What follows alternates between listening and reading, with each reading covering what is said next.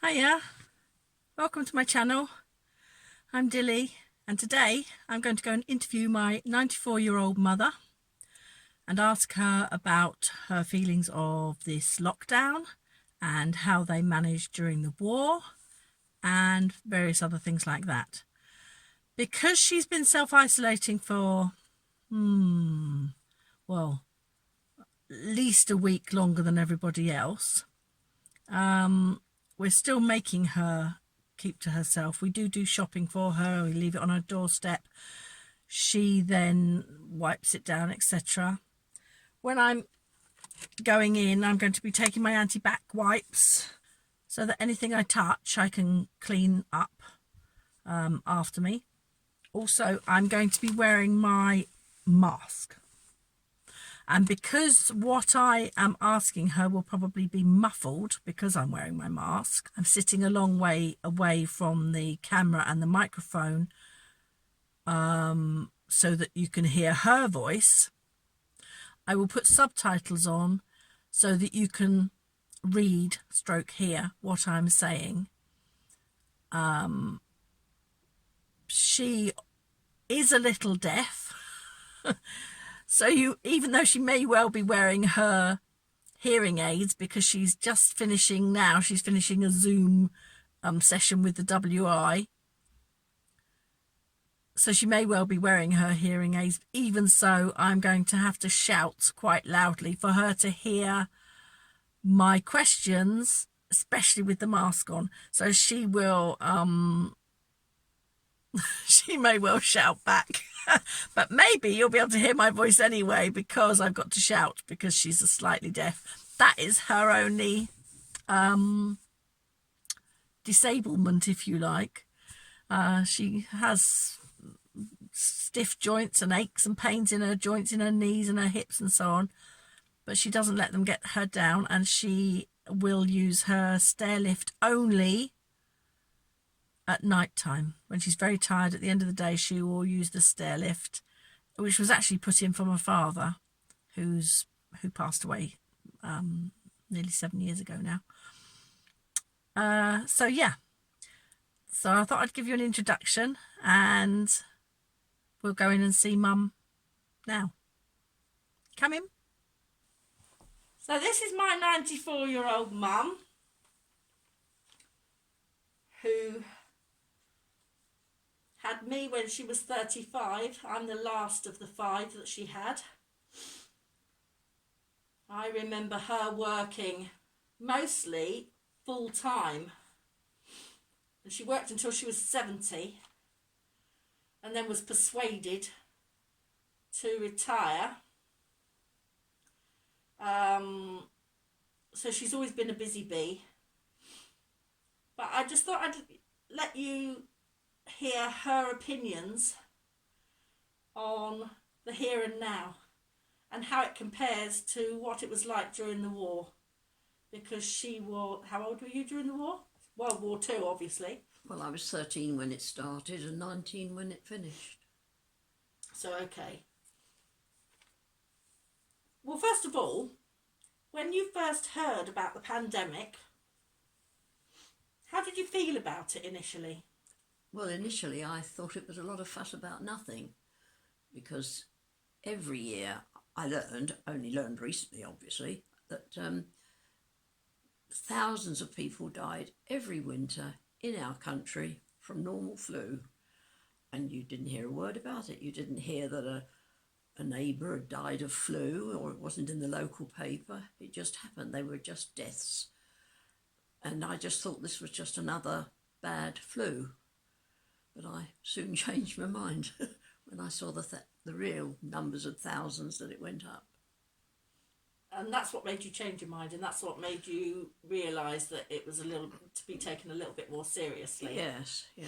And you were persuaded again to go into lockdown before everybody else because of your age. Mm-hmm. Initially, you weren't really that worried, were you? No, to begin with, I certainly wasn't. I mean, I didn't want to get ordinary flu, but I had my flu injection, so I was quite confident that I'd be okay. thinking back, not looking back, but thinking back to 1918, when my parents told me about the dreadful Spanish flu, which wiped millions out over the globe. And I suddenly thought, well, perhaps it could be something like that, and it obviously is. Yeah, good point. So, how have you managed during the lockdown? Because you've been here totally on your own. Yes, I've surprised myself actually, because I'm not usually one who is always alone. I live alone, obviously, but I belong to so many clubs and classes and groups that I'm most of the time with lots of people. But I've surprised myself. I've quite enjoyed it in a way. I did have good intentions about all the wonderful things I was going to do in the house and catch up on knitting and embroideries and ancestry and all that sort of thing. But unfortunately, I'm addicted to jigsaw puzzles. I've done 9. Yeah, but they're not just little jigsaw Oh no, puzzles. 1,000 pieces. Of course, there could be 1,000 A 1,000 pieces. piece would take me 3 days, usually, in good times. But the last one I did, it took me 2 days because I'm just addicted. I just stand there by the hour, and the time just goes, and you have to concentrate so hard on jigsaw puzzles that the troubles of the world don't encroach at all. So, yes, I've been okay. And I just was telling the viewers how you've been doing Zoom and being connected with people over the internet. What other groups have you... Well, I had Bible study this afternoon. That was Bible study, not WI. No, that's this evening. The committee meeting for WI this evening. Yesterday, we did church on YouTube, but after that, we Zoomed and did a virtual coffee like we used to have in church. There were about 9 or 10 of us on that one. There are only 4 today because some people were ill today for the Bible study. My book club is on Thursday. We're doing that with Zoom. We've each read the book and we'll discuss it, which is quite fun. Quite enjoy that. I suppose the good thing about it as well is that normally for a lot of these groups you go to each other's houses. Oh yes, all the time. And of course you don't need to have your house all clean and tidy for anyone to come or get the biscuits out or anything. How did you guess that? Unfortunately, of course, force of habit, I buy all the nice biscuits for my groups who come, music group and book club, as I say, and art and all that sort of thing. And I've been steadily eating my way through all the lovely biscuits, which my weight has gone up. Yeah, yours and mine both. I think probably the whole nation, probably the whole world. So, are there any similarities to what you went through during World War II? Yes, there are similarities in that you've got an enemy, a common enemy. We're all fighting against the same enemy, and that was the thing in the war. But the danger is sort of different. This just sort of threatens everybody, but the danger somehow in war was more immediate. You heard an air raid siren and your blood went cold, and you either went down to the shelter, or perhaps if the raids were bad night after night, then you were in the shelter the whole time. You didn't bother to go to bed. But But when you talk about the shelter, are you talking about your family shelter? Yeah, my family shelter. Because there were shelters in the underground and so on. So if you're in London or whatever, working... Well, I was working in London, but you came home. Not if there was an air raid, surely. No. And quite honestly, we didn't go into air raid shelters then, because that was 1942. The bad raids were 1940. They were far more spasmodic after that. Sort of a hit and miss type of thing. Excuse the pun. Yeah. I didn't go down the tubes to sleep or anything like that. I was using them as transport during the day, of course. And I suppose there was less raids during the day anyway. It was mostly at night, wasn't it? Mostly at night, but you did get them through the day as well. I can remember coming home one evening from work, so it would have been about 6 o'clock, and we heard a doodlebug coming over, my friend and I. You know, the broom, broom, broom, broom. And then when they cut out, then they glided, so there'd be silence for seconds, and you'd hold your breath. But we just threw it. We heard it cut out, and the pair of us just fell on where we were in the middle of the road, just on the ground. And then we heard it fall, and terrible explosion, you know, and your ears ring. And then when you get up, it's missed you, so you carry on walking home. You know, that's the. So when you were in the family air raid shelter, was that an Anderson? That was an Anderson, in yeah, the garden. Yeah, with earth all over the top, and somebody, I don't know who, built a sort of a wooden partition in front of the actual door, which you called the blast door, because obviously if your house were bombed, the blast would come into the shelter because it was only a doorway. But we had a wooden wall in front. I only remember that particularly because it had a roof on it, and my mum's apple tree in the garden hung over the Anderson shelter, and she wanted me to get some apples down one day, so I climbed on top of the lid of this little shelter, and it gave way, and I went straight through, and I'd only got on shorts and a sun top, so I was very, very badly injured. So obviously the roof wasn't very good. No, it was probably just plywood or something. Oh my goodness! So, I just remember that. There were also shelters under the sort of tables, weren't they? What were they called? No, they were called Morrison shelters. Morrison, I thought that was after Herbert Morrison, the MP. But they were for people who didn't have gardens. And my friend Margie, with whom I worked, lived with her aunt in Battersea. She didn't have a mum. And they had only a Morrison shelter, which was like metal, made of metal, and it was like a huge, it was the size of a double bed really, table with wire sides, and all the family slept in there. Wire sides? Yeah, wire mesh. You know, hard, solid metal. Oh. And why? Why? What was the mesh for?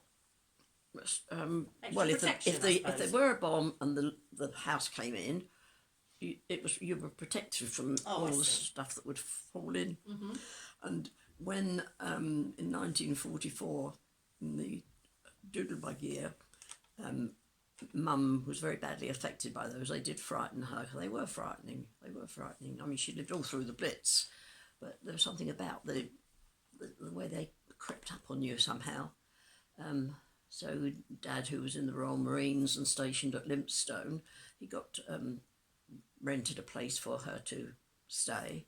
So she went down with Mary, the baby, Beryl, 5 years older, and Alan, 3 years older than that, and left me because I was working in London. I had the house, because I was on my own. So I think eventually Don went down with her. I was going to say, where was Don? Well, he was with me to begin with, but he had had an accident to his hand. Oh, I remember that. There's a story behind that. Yes, which was an explosion, and his nerves were really shattered. And of course, in the end, he went away with Mum. And my friend, I was talking about, the one who had the Morrison shelter, came to stay with me at Lee. Her aunt was perfectly happy about that because I was farther out of London, had an Anderson shelter, and she only had a Morrison, so she was quite happy for Margie to stay with me. It was Margie, wasn't it? That was Margaret Fleck. Yeah, that when you had to put the cats out, Grandma's cats out, and the cat wouldn't go out. That was that story. We'll perhaps leave that story for another day. Right, you are. Yeah, that was one of my guardian angel stories. That was. Yeah. So when you were in the air raid shelter, and obviously very often I suppose it was dark and so on, what did you actually... Well, you went to bed. I mean, you went down there at night. At night time, you got ready, put curlers in and everything, and just wore slacks over your pyjamas and went down there. And so you'd slept. sleep down there if there was just lots of raids. You wouldn't sleep. You wouldn't go down there specifically if there was a siren. No, if there were a spell of raids, You think, oh, rather than get up tonight and go down to the shelter, we might as well go straight in there. And as it was just two of us, it was quite easy. We just went, when it was bedtime, we went down to the shelter. So you didn't actually have to find anything to do while you were there? No, you went to sleep, Yeah. and then came out in the morning, and my mum's next door neighbour, who was a policeman, and his family were all evacuated to Bristol, but he told Mum how he used to laugh to see Margie and I stagger out of the shelter in the morning with our curlers in, and go inside to get washed and ready to go to work. Because even so, I know you were out of London, and obviously Grandma's house didn't get hit, but I know she told me that the back windows often blew in. And they did. One day when Margie was staying with me, as I told you, we'd go to work together, and the night before, or a couple of nights before, I think it must have been, the windows had all come in again. There'd been a bomb drop, and all the windows came in. So how far away would the bomb be to have to blow in the window? It could be sort of just up the road, or it could be a crossover in the park. It's just the way the blast caught it. And they used to send men round from the council who made a wooden frame and put some like black bitumen paper on it to give you a temporary until you could get glazier in to come and do your windows again. And this particular Saturday morning, there were two men there doing this, and I was in the bath, and Margie called up, "Joyce, is Doodlebug coming?" Oh, right, out of the bath, wrapped myself in a towel. "Joyce, it's cut out." So the two workmen who were doing the windows went under we didn't have time to get down to the Anderson shelter. We all went under the stairs. So I was sitting on Mum's bread bin under the stairs, wrapped in a bath towel, with Margie and these two workmen. Nice. Very cosy. Oh dear. And then you hear it cut out, of course. I said it cut out, and then you hear a terrible explosion. Elsewhere. Either, just some new, phew, thank you God, wasn't me this time, So I went back upstairs and got dressed. Okay. All right. So, yeah, I remember that. so perhaps you should write a little thing on the escapades during an air raid. A little booklet. Yeah. So how did Grandma manage about food, especially because she was feeding 7 at the time? 7? How'd you make 7? Well, because there were 5 children, and Grandad and Grandma. Yeah, so Grandad was in the Royal Marines. So that he wasn't there. He then? wasn't there. Oh. Not from 1942. He was Right. called up in 1942. And last part of the war, Don, of course, was in the Navy as well. Well, she was a very, very good manager, my mum. Very, very good indeed. And so as you were saying, meat and two veg. She made meals. She could make meals out of anything. She was very, very good, and sometimes even made a cake. She was pretty good. She did have her own chickens, didn't she? Had her own chickens and rabbits, which Don used to kill. Because that was obviously in London. Yeah. If you were able to have a garden and keep your own chickens and rabbits, that was a godsend, wasn't it? We only had a tiny garden, but it was sufficient. Did she grow any of her own veg or anything? No, it wasn't big enough for that. Not what with the Anderson shelter and everything in the garden. My other granddad did though, didn't he? Oh Fred yes, did. he had an allotment. Yes, oh yes, he was. They were sort of self-sufficient. He was very good. Do you think that, in the light of the necessity for food banks these days, we could learn from that waste not, want not era? The fact you say that Grandma was a very good manager of feeding and making something out of nothing, because obviously everyone was rationed. Yes, strict rationing. Do you think that we could learn from that these days? I don't know who'd teach them. People like you. I guess people like me that you taught. Yeah.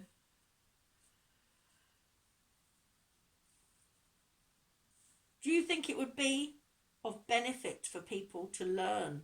Oh, definitely. I mean that the whole throwaway society has got on my nerves for years. The sort of the things that you buy which have built-in obsolescence, they don't last long, and people buy clothes and, you know, can't wear it again. They will have something new to go out next time. I mean, when I think of, you know, having sort of one dress and one coat to go out with, you wore the same dress and the same coat if it was your best, you know, or your only. But I mean, I know I've got clothes from way back when, and I know society is different now, and with the digital age and everything, everyone's judging everybody else what they're wearing and so on. But it makes my blood boil really when there's so much throwaway. When you think that keeps going light and dark, light and yeah, dark. it does. I don't know. What was I saying? Oh yeah, in the throwaways, the society where everybody throws everything away after 5 minutes, and the fact that we've got landfill and rubbish everywhere, you know, I just think, oh, for goodness sake, it's got to stop. It's got to stop, because even my children are saying it's got to stop, and you bad parents and you bad grandparents, but actually they're just as much to blame, because they're the ones that are interested in having Everything seasonal new. clothes. Everything new, Yes. seasonal clothing. When they have new flats or houses to go into, even if they're only renting because they can't afford to buy, everything has to be brand new. Yeah. Whereas we had pass me down furniture, or second, third, fourth hand. Oh, this was my grandma's. Oh, this was my, you know, my mother-in-law's or whatever. Yeah, it does kept my make me cross. saucepans in an orange box when I was first married.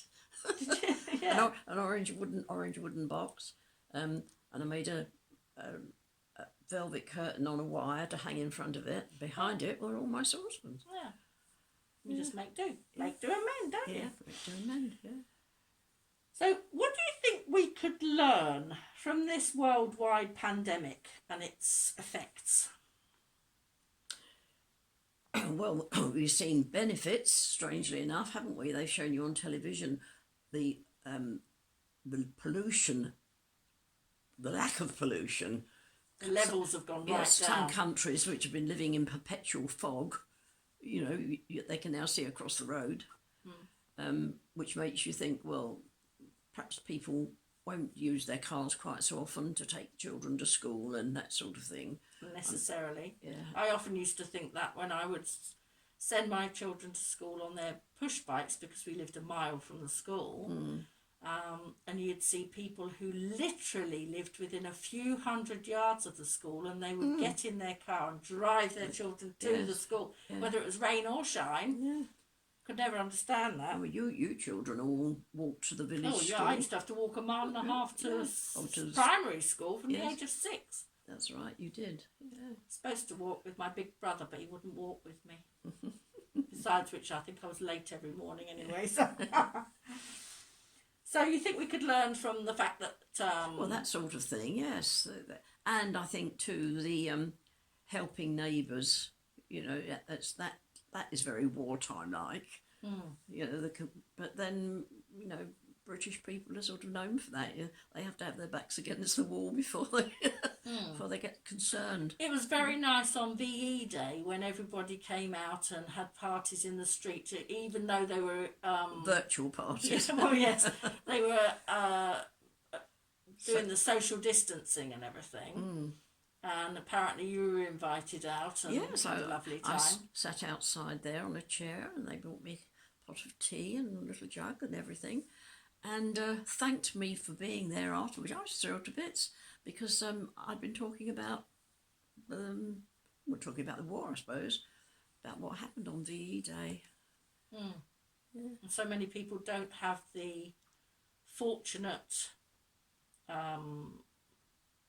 position of having grandparents or parents that are still alive, or if they are still alive, perhaps they can't remember, perhaps they've got dementia or whatever. So I know we're very fortunate having you with all your faculties and being able to relate. Yes, I'm very blessed, I know. Well, it's your guardian angels, isn't it, looking Absolutely, after you all the time? Absolutely.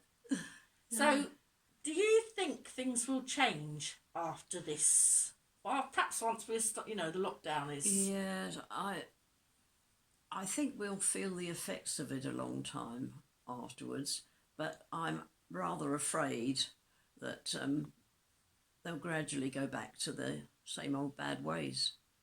What do you mean by bad ways? I'd like to think that people would be sort of more considerate, more thoughtful of each other, you know, kind to their neighbours, and as now people are doing shopping, aren't they, for neighbours and that sort of thing. I mean, I'm fortunate because I've got you 3 girls, but other people haven't, and I know neighbours do help them. I'd like to think that that same sort of spirit went on afterwards. I mean, it did, I think, after the war. It went on for a while, but it gradually sort of went back to normal. Yeah. What with people being selfish and thoughtless. Unfortunately, there's still some of those about around now. Yeah. But yes, it has shown a lot of people to be very kind and considerate and caring. And so, have you got any words of advice for my viewers? Words of advice? I wouldn't be so cheeky, no. Okay. No. I mean, every morning when I wake up, I say it every day. It's my little mantra. Lord, there's nothing that's going to happen to me today that you and I can't handle together. And so far, so far, he's helped me to handle it. Because your faith is a very big part of your way of life and everything, isn't it? I think so. Yes. Well, thank you for sharing all that with me. Not at all. My pleasure. My pleasure. You know, I talk for England. I go, you know, I can chat. So, I'd like to thank you for that. It's my pleasure. I shall cut off from you now, and then I will finish in the car so that I can talk to my viewers without my face mask on. Yes, that'd be nice. Yeah, I should forget what you look like. That's not a bad thing, Ma. Okay. Okay, so interview over with Mum. Unfortunately, because I was sitting on the opposite side of the room, she did tell me that the camera was going black and light, dark and light. But I wasn't quite sure how bad it was. Well, I've just looked at the film and it's quite bad, so I can only apologise for not being able to see her a lot of the time. I don't know what was wrong with the lighting. It must have been because there was light coming in from her conservatory behind her. So I apologise for that. Anyway, if you want to subscribe to my channel, just press the little thingy down there and it'll notify you when I release another video. I do chats on Tuesday and makes on Friday. If you want to have a chat with my mum again, let me know and we can see what can be arranged. Or if you've got any questions that you want to ask her, she'd be only too happy to oblige. As she said in the video, she can talk for England. Okay, so that's it for this week. Until I see you next time, take care.